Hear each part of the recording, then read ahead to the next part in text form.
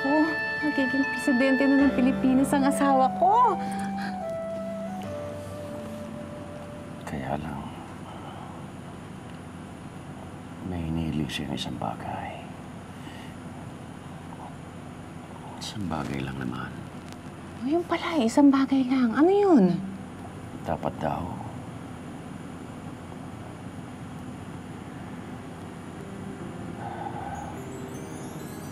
manirahan sa akin ang una kong pamilya.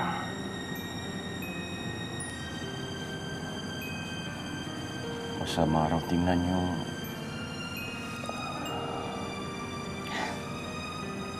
Yun lang pala eh. Yun lang, Alejandro. Napakaliit na bagay nun. Kung yun ang makapagtapad sa mga pangarap mo, di yun ang gagawin natin. Alicia, please. Alejandro, makinig ka sa akin. Ipatawag mo na ang unang pamilya mo. Kami ni Rosa Camila ay alis na ngayong gabi. Huwag, Alicia. Hindi ko kaya. Hindi ko kayang mawala kayo muli ni Rosa Camila. No? Leandro. Anong buti ang maibibigay ng pagtira namin dito ni Rosa Camila kung ang nalalabi mo pa mga pangarap ay masisira ng dahil lang sa amin? Alicia, I'm not willing to let you go. Not without a fight.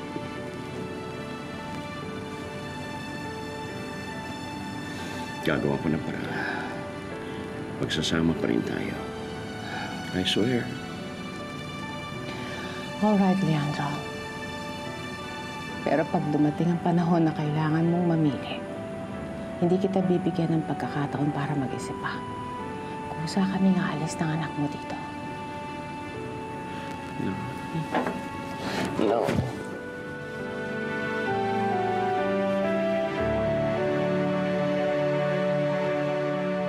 Ano pang ginagawa mo rito? Kung ayaw magbigay ni Leandro dun sa kaisa-isang gusto namin, wala na tayo pag-uusapan pa. Ma'am, wala naman pong nagpilit sa akin na bumalik dito. Hindi rin po alam ni Senator ito. Kaya lang, pakiramdam ko, gusto na rin niya kayong makita, makausap at saka para magkaliwanagan kayo. Bakit hindi po kaya dalawin niyo siya sa mansyon? Ha? Para no? Siyang may kailangan, siyang punta rito. Ma'am, para namang hindi niyo kilala si Senator eh. Wala yung nilalapitan kahit na siya pa'y nangangailangan. Oh, well then, darling, I'm sorry. Ano pa bang pinagmamalaki niyang amo mo? Eh, I happen to know na wala na siyang ganong yaman. Puro palabas na lang. If I were you, pagpayuhan mo siya. Sabihin mo sa kanya, matuto siya magpakumbaba. Pumunta siya rito at makiusap sa akin. Hindi kayo tumupad sa usapan. Nangako si Alberto na walang mangyaring masama sa pamilya ko habang nandito ako sa loob. Wala kami... Guard, sandali. Wala kaming kinalaman sa pagtangka sa buhay ng mag-anak mo. Tsaka sabi na, maglalagay siya ng 20 million pesos sa account ng misis ko. O bakit puro 20 million pumapasok buwan-buwan? Hindi pwedeng sabay-sabay. Inaayos na niya na mabigyan ka ng presidential pardon. Pag nakalaya ka, milyonaryo ka na. Malay ko kung totoo sinasabi mo. Eh, nandito ako sa loob eh. Ha? Malay ko kung ano niluluto niyo ang boss mo. Eto, parating mo sa kanya. Pag may nagbanta ulit sa pamilya ko, magkakasubukan kami ng Alberto. Pagkakaugasan kami. Dahil pipiyok na ako. Bumaliktad ka ba si Amores? Nasindak daw sa pagpapabaril natin sa kanyang mag-ina. At galit na galit daw kay Alberto. Pero lately, tumahimik na naman daw ulit. Tutukan mo na gusto yan. Gusto ko, bago dumating ang eleksyon, tapos na ang problema ko kay Alberto. We'll do that, Senator. Well, I really have to rush now. Okay. Thank you. Hi, Carlito. Have a seat. So nice to finally be doing business with you. Nirecommend ako sa ni Tito Tom, and I trust him entirely. Which means you don't trust me? Ano bang ate na Ernestina? I heard you have undeveloped properties. I might be interested in it. Alam mo, hurt ako. Hindi man lang ba tayo magsa-small talk? Total, pamangkin ko naman ang isa sa mga panganay mo, hindi ba? Hindi ko nakikita ang anak ko Rosa Camila. Hindi ko nakikilala ng bata. Mahigpit na pinagbabawal ng ina. So, wala tayong dapat pag-usapan. Now, can we move on? Kaya ako nag-meeting in an hour. You know, that is so unfair. Hindi ka kilala ng sarili mong anak. You should fight for your rights. After all, mas well-adjusted ang family mo kay Phoebe, so dapat yung bata sa inyo nakatira. Don't you think so? No, I'm happy with my family one right now. Kami Phoebe, masaya kami kay Lester. How nice. Mabuti naman at masaya naman pala ang pamilya ninyo. Sana masaya rin yung pamangkin ko. Okay, stop pulling, honey. No. We'll go to the swing now, okay? Huh? You want to swing? We'll go to the swing on, okay? Huh? Hi! Malu, una ka na. Tignan mo kung madaming bata naglalabas sa swing. Mister, Ang laki na pala ng anak natin. Anong ginagawa mo dito? Di ba nagkali naman na tayo dati? Namimiss na kita eh. Binabalaan kita. Isang tawag ko lang sa mga bodyguards ko. Subukan mo. Hi, Lester. What's your daddy's name? Wag! Ano ba kailangan mo? Ano pa? Tumataas ang bilihin. Dapat madagdagan ng sustento ko buwan-buwan. Kung gusto mong manahimik ako. Hi, Lester. What's your daddy's name?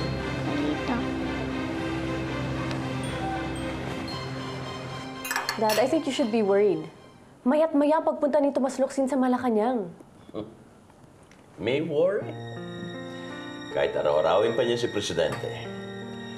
Total na ipangako ka na yung Presidente sa akin na ako talaga ang choice niya. So, there's nothing to worry about. Dad, alam ko malayo pa ang eleksyon. But you know how things can change in a day? What more in 8 to 10 months?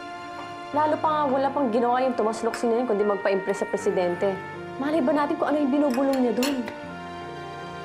Amanda, I can only do so much. Alam nga naman na bakuran ko pa si Presidente. Senator, this is a hypothetical question. What if the President changes her mind in the coming election? What do we do? Well, everything is fair in love and war. If she changes her mind, so be it. That's how the wind blows. I could always change gears. Lalabanan ko ang sino mang i-anoint niya. Dad, you mean may possibility na lumipat tayo sa oposisyon? Amanda, hindi ka na nasanay sa politika. Your best friend today could be your worst enemy tomorrow. Or, your worst enemy today could be your best friend tomorrow. Mawala ka, di na iibig pa. Mawawala ka, di na iibig. Nandito ka pala. Nangungumusta lang. Baka kasi may problema kayo dito. Kaya baka may kailangan kayo. Okay naman kami. Matatawag ko naman. Oo nga naman. Kamusta ka na? I'm cool. Diba? Charlie, stop it. Aba! Aba! Diyan ka pala! Embrace ka ng tatay. Embrace tatay. Boy, kiss tatay, kiss tatay. Where's the shark? Outside. Outside? Yes. Where's the dolphin?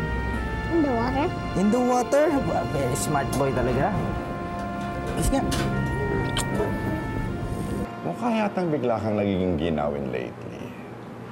Ano bang tinatago mo sa ilalim ng suot mo na ayaw mo ipakita sa ibang tao? I don't understand what you mean. Don't make me laugh. Of course you do. I've been doing research on Tomas Locsin and it shows na he has a long history pala of pananakit sa kanyang mga babae. Now, don't tell me you're an exception to that. Tama ba ako? Well, not really. At hindi naman madalas. Paminsan-minsan lang pag hindi ako sumusunod sa mga gusto ni Tomas. Actually, kasalanan ko talaga yan eh. Sarina, ibang-iba ka lately, ah. Nakikilala mo ba ang sarili mo? Hmm? Mahal ko si Tomas. Pinakasalan niya ako. That's something Leandro never did for me. Tomas Locsin abuses you physically and that's something Leandro never did to you. Ngayon, ayaw bang makaganti kay Tomas Locsin? Hindi to makarating. Sabihin mo sa akin isang bagay na hindi ko dapat malaman na pwedeng gamitin ni Leandro laban sa asawa mo na anak. Tomas will never find out it comes from me. Rest assured, Sarina, hindi niya malalaman to. Okay?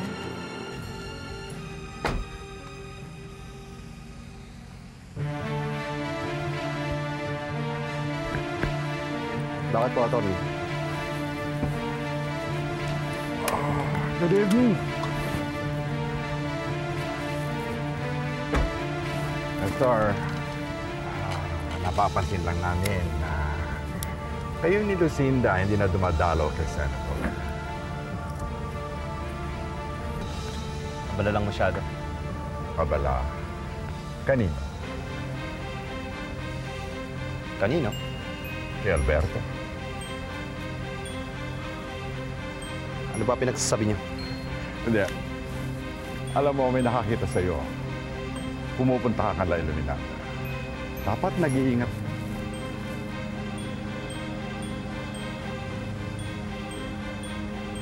Bakit? Ano masama doon? Walang masama. Kung depende kung kailan ka umaanip. Ngayon, kung aanip ka sa amin, di magaling. Pwede ka maging aming espiya. Good evening.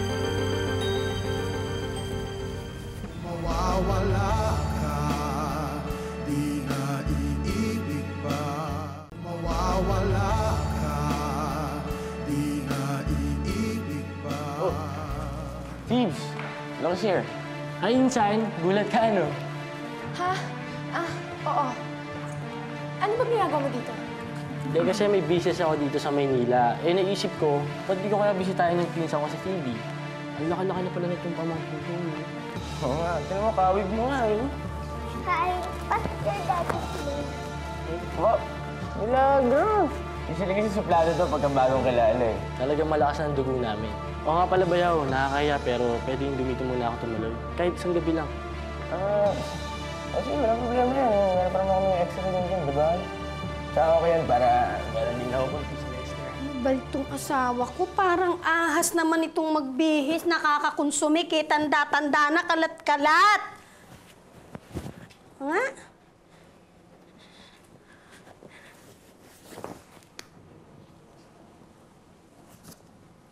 Ano to?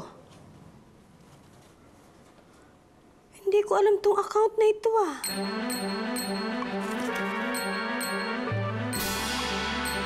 Diyos ko.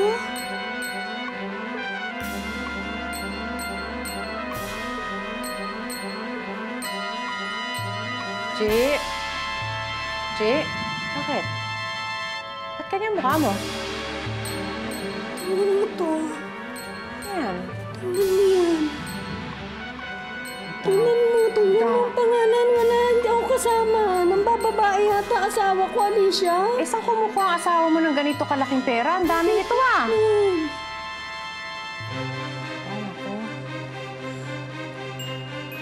O, bakit? Saan mo kinukuha tong perang to? Meron akong sweldo. Lahat ito, lahat ito, galing lang to sa sweldo mo. Saan galing to, ha? Saan to galing? Ito naman gamit ko, ha? Saan galing yung pera na yan, ha? Sabihin mo nga sa akin. Dami niyan, ah. Wala kayong pakialam. Ano walang pakialam, Emil? Nagnanakaw ka ba? Yung nga akong pakialaman. Kung nagbabalon sa iyo ko niyan, dami-dami sa house natin yan eh. Swing ka na lang, swing. Swing ka. Go there, ha? Oh, kaya mo? Galing! Diyan ka lang, ha? Swing ka lang. O, ganyan, o. Hi. O, diyan ka, ha? Dito ako sa atin. Okay. Bye-bye. Hoy! Sorry, hindi ko sinasadya. Ano ba? Sorry, Miss, ha? Pasensya, nasaktan ka ba, Miss? Sorry. Huwag-luwag na ito, eh.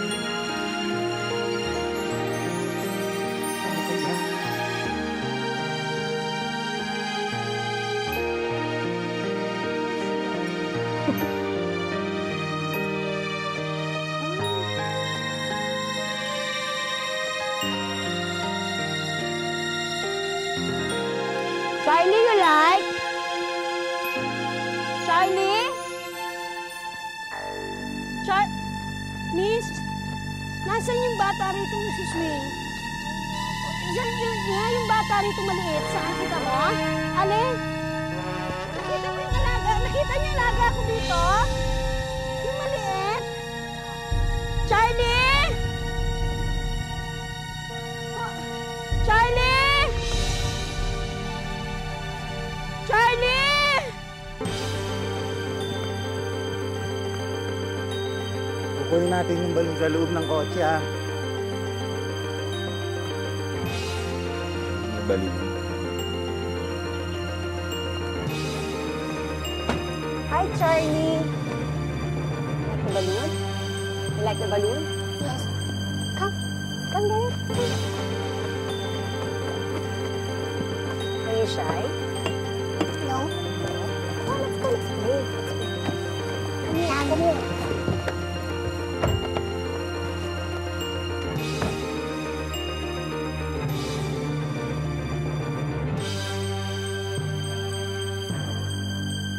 Kung mawawala